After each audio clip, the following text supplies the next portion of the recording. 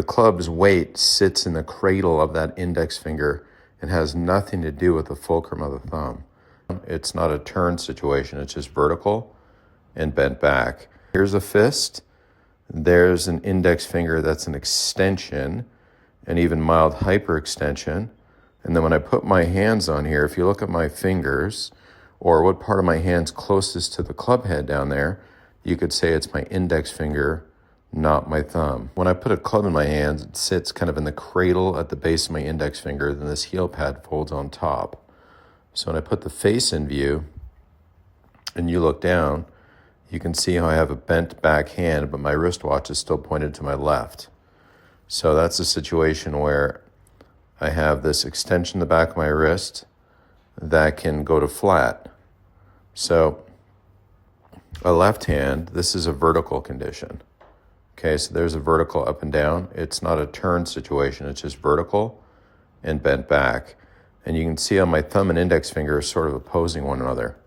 So when I pop my left hand on there, this heel pad is on top of the grip.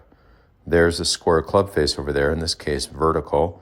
My left thumbprint is in the top right quadrant of the grip. And if you're going to talk about where the V points, the V in golf is this just sort of connection of thumb and palm, kind of points up to my right shoulder, give or take. So there's how a left hand or a lead hand goes on a golf club. Now a trail hand, here's what I want you to look at. Here's a fist.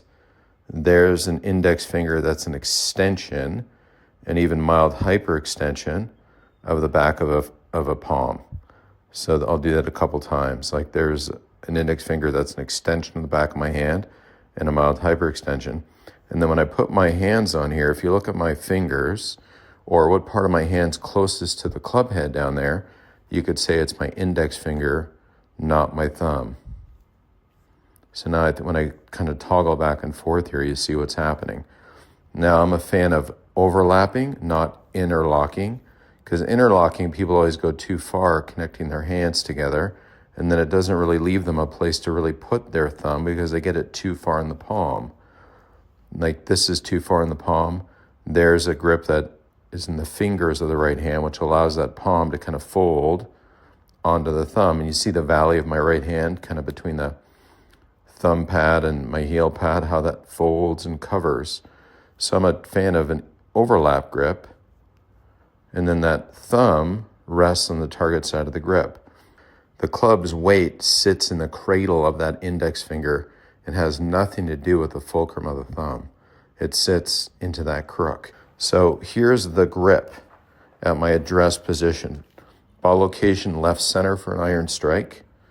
Okay, handle of the club is pretty even with that skinny red stick relative to the barber pole. In a backswing, you're gonna, this thing's gonna work back up and in kind of a circular manner. It's a little dizzy for me looking at this through my phone. But, when you change direction, what happens is the trail wrist bends back, and what was bent, the lead wrist was bent at address, starts to flatten and flex back. And so now I'm in an impact position. Sorry, that's such a weird view for you, but I think you're trying to give you the look of what it's like to build a nice grip and where a thumb rests. Doesn't sit on top, and nor does it have pressure here. Because when you change direction, the weight of the club captures in the crook of that index finger rather than sits on that thumb.